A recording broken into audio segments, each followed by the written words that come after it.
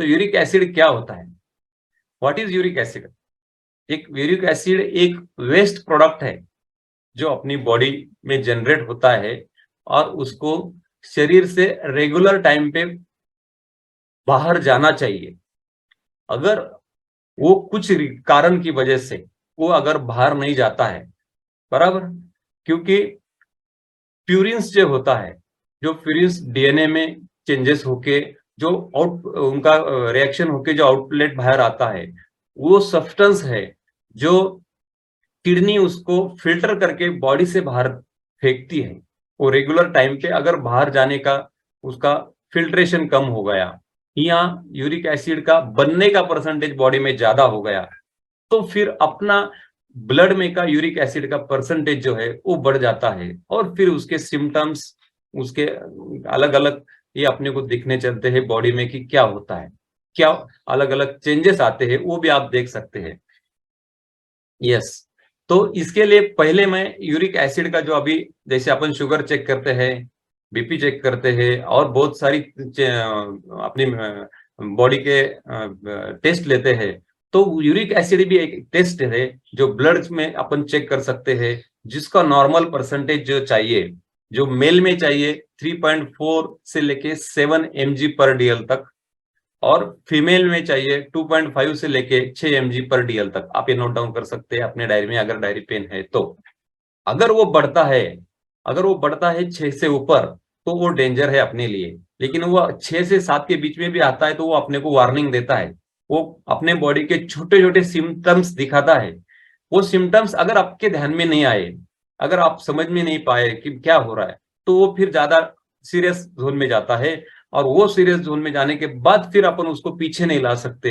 जैसा आप बोलते हैं ना, कैंसर होने के बाद जो थर्ड स्टेज में अगर जाता है तो डॉक्टर भी हाथ खड़े कर देते हैं, हम नहीं कुछ कर सकते। वैसे ही सिचुएशन हर एक प्रॉब्लम में आती है। तो वो छोटे छोटे सिम्टम्स क्या होते हैं जिससे अपन पहचान लेते हैं कि अरे मेरे को प्रॉब्लम चालू हो सकता है, हुआ है, तो अपन जल्दी से चेकअप करके आप उसको ट्रीट करते हैं। लेकिन वो जिसको हुआ नहीं है उनको अगर आप बोलते हैं कि मेरे को वो यूरिक एसिड से दूरी रहना है, तो उसके लिए भी क्या करना है वो भी मैं आपको बताने की कोशिश करूंगा। यस, तो यूरिक एसिड जो होता है, Recording in progress. Uric acid जो तकलीफ होती है किसी को, तो उसके जो रीजन है उसमें का सबसे पहला रीजन क्या है? Excess alcohol consumption.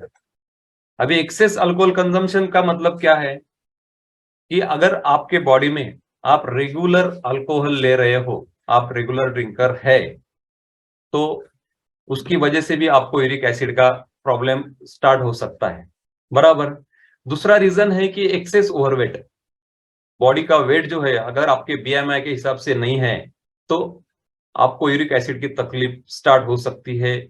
उस आप 5 किलो 10 किलो भी ओवरवेट है तो भी आपको तकलीफ हो सकती है। बाद में आता है कि जैसे प्रॉब्लम इन किडनी। अभी किडनी के बारे में आपने बहुत सारे सुने हैं, आपके आजू बाजू में रिलेटिव्स रहते हैं, उनको प्रॉब्लम रहते हैं। अगर अपनी किडनी रेगुलर बराबर फिल्ट्रेशन का काम नहीं कर रही है तो भी आपको आपकी यूरिक एसिड के परसेंटेज बढ़ सकते हैं। अगर आपके किडनी में कुछ भी परसेंटेज वाला कम ज्यादा काम करता है तो उसकी वजह से प्रॉब्लम आता है। बाद में आता है हेरिडिटी। अभी हेरिडिटी में कैसा, किसी को माता पिता को अगर ये तकलीफ है तो उनके बच्चों को भी वो तकलीफ होने के चांसेस बढ़ जाते हैं। यस, और मैं पहले बोला कि टेकिंग एक्सेस मेडिसिन। अभी मेडिसिन की आपने को ऐसी आदत लगी वाली है कि वो सुबह दोपहर शाम को जो डॉक्टर बोलते हैं वही टाइम पे अपन रेगुलर लेते हैं। तो अपन रेगुलर अगर मेडिसिन लेते रहते हैं तो आपकी यूरिक एसिड का लेवल बढ़ने के चांसेस ज्यादा रहते हैं। और एक है कि डिप्रेशन। अगर आप कंटिन्यू ज्यादा दिन डिप्रेशन में रहते हैं, कुछ भी रीजन हो, आपके फैमिली में किसी के डेथ हो, आपकी फैमिली में बहुत बड़ा प्रॉब्लम हो गया, छोटी छोटी चीजों का टेंशन लेते थे, तो उसकी वजह से डिप्रेशन आता है। और डिप्रेशन अगर ज्यादा लॉन्ग पीरियड में रहता है तो आपको यूरिक एसिड की तकलीफ आपको स्टार्ट हो सकती है। यस, और भी कुछ रीजन है जैसे मेटाबॉलिक सिंड्रोम, ड्रिंकिंग अल्कोहल को पहले ही बोला मैं, high blood pressure. Yes, high, अगर आपको ब्लड प्रेशर की दवाइयां चालू है कंटिन्यू, आप ब्लड प्रेशर आपका ज्यादा है तो आपको भी यूरिक एसिड की तकलीफ आगे हो सकती है। डायबिटीज है, अगर आपको डायबिटीज है तो भी आपको यूरिक एसिड की तकलीफ बढ़ सकती है, बराबर। उसके बाद में आता है कि जैसी कंडीशन, अभी जैसा बोला जाता है ना कि डायूरिटाइज और डाइट हाई इन फ्रुक्टोज। अब आप अगर फ्रुक्टोज का ज्यादा सेवन करते हैं, फ्रुक्टोज का सेवन बोले तो क्या, शुगर, आपके बॉडी में अगर शुगर ज्यादा जाती है तो भी आप जिनको मीठा खाने की आदत रहती है, बहुत सारा अगर सामने आया कि कंट्रोल नहीं कर पाते, ऐसे भी बहुत सारे लोग होते हैं, तो उनका रेगुलर अगर इंटेक ज्यादा होता है शुगर का तो उनको भी तकलीफ होने के चांसेस बढ़ जाते हैं। जैसा condition that causes a rapid turnover of cell, blood cancer, psoriasis, ऐसे जो है ये चीजें अगर कंटिन्यू में आती है तो वो भी आपको यूरिक एसिड का परसेंटेज बढ़ाने के लिए है ये कर देती है। यस, ये हो गया रीजन। लेकिन एक्चुअल में क्या है, यूरिक एसिड का सिम्टम्स बॉडी में क्या दिखता है जिसकी वजह से आपको पहचान जाए? अभी जिसको जिसको बोलते हैं गाउट, ये संधिवात का ही एक प्रकार है जिसको गाउट फॉर्मेशन बोलते हैं बॉडी में। वो गाउट फॉर्मेशन जो होता है वो एक आर्थराइटिस का ये होता है, और किसी को भी हो सकता है, ऐसा कुछ नहीं, आज नहीं हुआ तो आगे हो सकता है। इसके लिए न होने के लिए क्या कर सकते हैं, वो बहुत बढ़िया ये रहेगा। तो उसके लिए क्या करना है, अपने पैर के अंगूठे के पास जो जॉइंट रहता है अपना अंगूठा, उसके बाजू में अगर आपको स्वेलिंग आ रहा है, उसके बाजू में अगर आपको थोड़ी भी स्किन जो है रेड तरह दिख रही है, तो आपको वो सिम्टम्स चालू हो जाते हैं। तो उसके लिए आपको क्या करना है, ये गाउट फॉर्मेशन जो है, ये अगर ये बढ़ता है तो इसके छोटे छोटे क्रिस्टल फॉर्म होते हैं जो जॉइंट के पास, और वो अगर एक बार क्रिस्टल जॉइंट हो गए तो वो बॉडी को एक्सपोज की तरफ दिखाते हैं। बाहर ऐसा अंगूठे के बाजू में एक बहुत बड़ा सा बाहर पोर्शन आया है ऐसा अपने को दिखता है, वहां पे जॉइंट में पेन होना चालू हो जाता है, उसकी मूवमेंट करने के लिए तकलीफ हो जाती है। अगर वो तकलीफ दिन में दिन अपन उसको इग्नोर किया, अपन ने ज्यादा दिन इग्नोर किया तो वो आगे की स्टेज में पहुंच जाता है।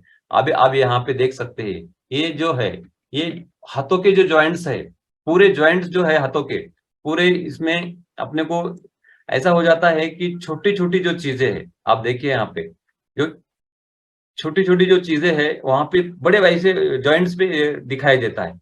और इसका जो सिम्टम्स है, सबसे पहला सिम्टम्स है कि जॉइंट पेन। अभी जॉइंट पेन में क्या आता है, पैर के टो दुखना, टाच दुखना, बाद में घुटने के में दर्द होना, कमर में दर्द होना, हाथों की जो जॉइंट्स है उसमें दर्द होना। लेकिन अपन उसको स्टार्टिंग में इग्नोरेंस कर देते हैं। अगर आप उसको इग्नोरेंस में डाल देते हैं तो फिर आपको तकलीफ दिन में दिन बढ़ती रहेगी, आपको समझ में नहीं आएगा कि क्या हो रहा है मेरे साथ, बराबर। बाद में दूसरा इसका सिम्टम्स है कि इन्फ्लेमेशन इन जॉइंट, जो भी जॉइंट है अपने बॉडी में वहां पे सूजन आ जाती है। वो सूजन अगर आपको लग रहा है अरे बार बार सूजन क्यों आ रही, तो आपने आपका यूरिक एसिड का टेस्ट लेना जरूरी है। वो अगर आप टेस्ट करते हैं तो आपको समझ में आएगा कि आपकी यूरिक टेस्ट अगर नॉर्मल है तो बहुत अच्छा, अगर वो बढ़ रही है तो फिर उसके लिए आपने क्या करना चाहिए। तीसरा रीजन है कि यूटीआई। अगर आपको बार बार यूरिन इन्फेक्शन हो रहा है, बराबर, एक बार हो गया अपन ने ट्रीट किया, ओके हो गया, लेकिन अगर बाद में फिर से और बार यूरिन इन्फेक्शन हो रहा है तो वो भी एक रीजन हो सकता है कि आपकी यूरिक एसिड की लेवल जो है वो बड़ी वाली है। और फिर आपको आगे का जो गाउट फॉर्मेशन का सीरियसनेस अगर उसका अवॉइड करना है तो आपको रेगुलर टाइम पे उसको चेकअप करना है। बाद में आता है कि किडनी स्टोन। अगर हाँ, किडनी स्टोन का भी ये रेगुलर हो गया है। किडनी स्टोन जो है, अगर एक बार किडनी स्टोन हो गया, आपने उसको ट्रीट कर दिया, ऑपरेट किया, उसको रिमूव कर दिया, लेकिन वो फिर से हो रहा है, 2 महीना, 4 महीना, 6 महीना अगर होता है, फिर से किडनी स्टोन फॉर्म हो रहा है, तो ये यूरिक एसिड की हाई रेंज जो रहेगी वो कंटिन्यू रहेगी आपके बॉडी में, उसको आपको चेकअप कर लेना है। ऑलरेडी डॉक्टर उसको ट्रीट करते हैं। लेकिन एक एक है रीजन जो अनएक्सप्लेन वीकनेस जैसा है, कि अपने को वीकनेस आ रहा है, जो ज्यादा ही आ रहा है, कंटिन्यू अगर आपको वीकनेस आ रहा है तो वो एक सिम्टम्स उसका हो सकता है कि आपकी यूरिक एसिड की लेवल आपके बॉडी में बड़ी वाली दिखती है। यहाँ पे देख सकते हैं, यहाँ पे ये देखिए पैर के अंगूठे के बाजू में जो छोटा ये होता है अपनी उंगली, उसके जॉइंट में वो स्वेलिंग आज की कितना बड़ा हो जाता है। ये ऐसे कुछ अगर सिम्टम्स आपको दिखते हैं तो अपन उसको इग्नोर नहीं करना है, उसको हमें तुरंत टेस्ट कर लेना है और आगे के इसमें ये कर लेना है। तो यहाँ पे एक मैं वीडियो एक 3 मिनट का वीडियो है जिसको आप सुनेंगे, जिसकी वजह से आपको क्लियर हो जाएगा। Gout is a common form of inflammatory arthritis characterized by recurrent attacks of painful joint pain. A gout attack occurs suddenly, often at night. The affected joint is swollen, red, and warm to touch. The initial attack usually involves only one joint, most often in the big toe, and lasts a few days. Subsequent flares may involve multiple joints and can last for weeks, with shorter intervals of remission in between. Gout is caused by deposits of urate crystals in the joints, which may happen when blood levels of uric acid are too high. Uric acid is a waste product from the breakdown of purines, a major component of DNA and RNA. Because body cells are constantly renewed, uric acid is constantly produced and removed in urine. High serum urate level may result from decreased urate excretion, increased urate production, and/or overconsumption of purines. The most common cause is the kidney's decreased ability to excrete uric acid, which can be hereditary or a result of kidney diseases, medications such as diuretics, alcohol use, or lead poisoning. Increased production of urate may occur in conditions with abnormally high cellular turnover or cell death, or in obesity, as urate production increases with greater body surface area. Overconsumption of purine-rich foods can contribute to higher urate level, but is rarely the only cause. High concentration of urate promotes its precipitation and formation of crystals in joints, causing inflammation and pain. Because uric acid crystals form more easily in cooler temperatures, gout more often affects joints of the extremities. Urate crystals may also deposit under the skin around the joints, forming hard lumps called tophi that are not usually painful but can limit joint motions and lead to deformities. Joint damage caused by gout also increases the risk of developing osteoarthritis. In the kidneys, urate deposits may form stones, blocking urine flow. Gout is more common in men. It often starts in middle age in men and after menopause in women. Other risk factors include diets, obesity, other health conditions, family history, and surgery or trauma. Diagnosis requires detection of urate crystals in synovial joint fluid. Because not all people with high serum urate levels develop gout, a blood test alone is not sufficient for diagnosis. Acute gout attacks are treated with anti-inflammatory drugs such as NSAIDs, regular use of which may also help prevent or reduce frequency of attacks. Because tophi can be dissolved by lowering serum urate, medications that block urate production or increase urate excretion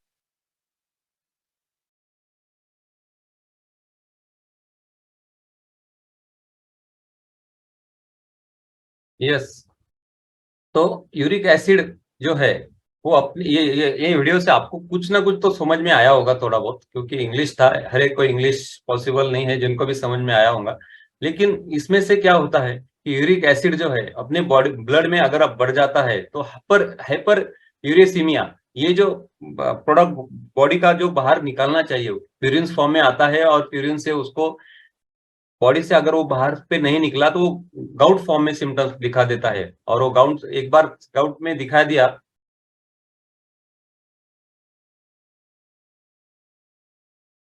yes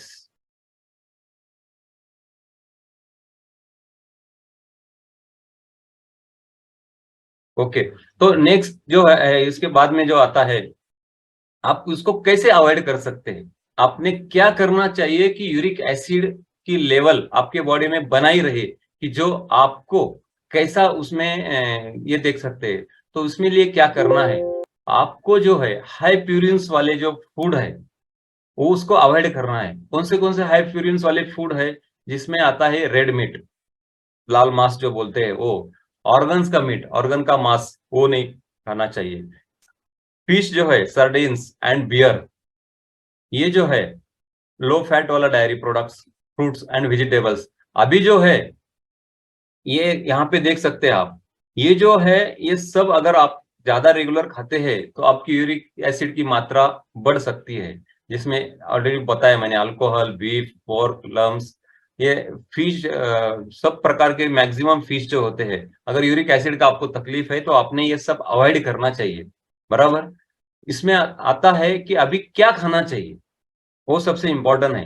जैसा अपन ने बचपन से लेके अपन सुनते आ रहे कि Apple eat a day keeps doctor away, बराबर है।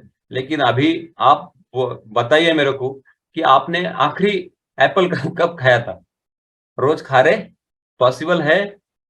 नहीं। अभी मेरे को तो याद नहीं आ रहा मैंने कहा आप कितना दिन हो गया एप्पल नहीं खाया। तो रोज एप्पल नहीं खा सकते, क्यों? कि ये पॉसिबल नहीं है। लेकिन जिनको पॉसिबल है वो एप्पल खा सकते हैं। रोज अगर वो एप्पल खाते हैं तो उनकी यूरिक एसिड की लेवल नॉर्मल हो सकती है। दूसरा है कि वाटर लेवल। अभी अपना वाटर इंटेक जो है बॉडी का, वो अगर आप अच्छी तरह से मेंटेन करते हैं, जैसे आपकी बीएमआई के हिसाब से आपको अपने को बोला जाता है कि 20 केजी के लिए 1 लीटर पानी होना जरूरी है, वो हिसाब से आपका वाटर इंटेक जो है वो आपका होना जरूरी है। वो नहीं होता है तो भी आपको प्रॉब्लम आते हैं, बराबर। क्योंकि बॉडी से वो फ्लश आउट होने के लिए प्रॉब्लम करता है, जैसे हार्मफुल टॉक्सिक, करेक्ट। तो drinking 8 to 9 glass water a day, ये बहुत जरूरी होता है।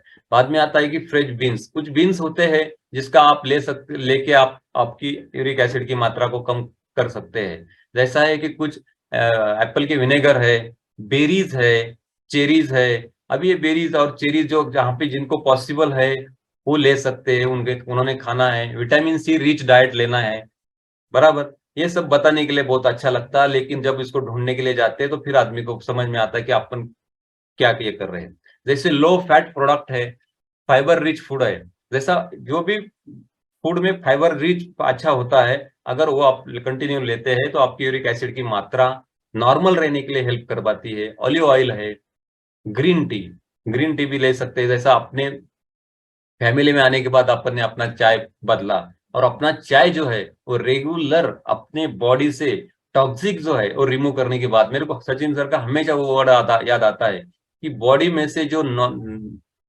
नहीं चाहिए वो पूरे के पूरे अपना चाय, ओनली चाय जो है वो रिमूव करने का काम करता है।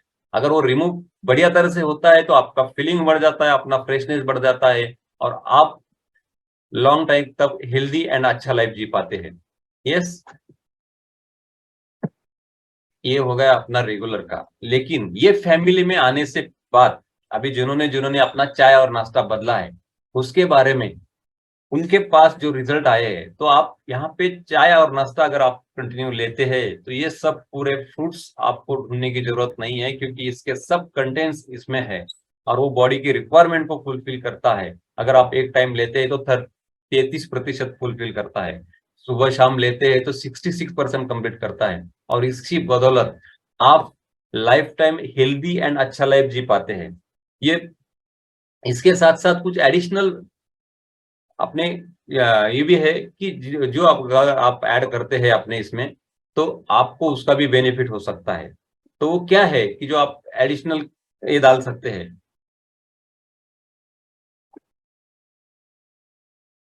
यस। तो अपना डाइजेस्टिव हेल्थ इंप्रूव करने के लिए, जैसा अगर आप डाइजेस्टिव हेल्थ इंप्रूव करते हैं,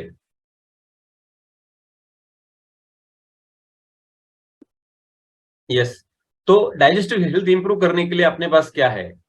अपने पास है हर एलो कॉन्सेंट्रेट जो है। मैं ये फैमिली में आने के बाद मैंने भी ऐड किया। जब से मैंने ऐड किया तो कंटिन्यू मेरा उसमें हेल्थ इंप्रूव हुआ होता गया है। सिंपली प्रोबायोटिक है, उसका भी हेल्प आप ले सकते हैं, वो भी ऐड कर सकते हैं। ये फाइबर का परसेंटेज बढ़ा देता है, डाइजेस्टिव हेल्थ को इंप्रूव कर देता है। और एक्टिव फाइबर जो है अपना, वो भी आप ऐड कर सकते हैं अपने चाय नाश्ते में। अगर आप उसमें भी फाइबर का इंटेक भी बढ़ जाता है बॉडी का। और यस, तो एलो प्लस जो टैबलेट फॉर्म में, अगर किसी को कॉन्सेंट्रेट ये नहीं करता है तो आप टैबलेट फॉर्म में भी ले सकते हैं। ये सब जो चीजें हैं आप एडिशनल फ्यूल बोल के ऐड कर सकते हैं। ये आपके इसमें बहुत सारा बेनिफिट होता है। और ये सब जो चीजें हैं, ये यहाँ पे मैंने यूरिक एसिड के बारे में आपको कुछ जानकारी देने की कोशिश की, जिसमें आपका कुछ ना कुछ नॉलेज बढ़ा होगा। तो यहाँ पे थैंक यू कहना चाहूंगा।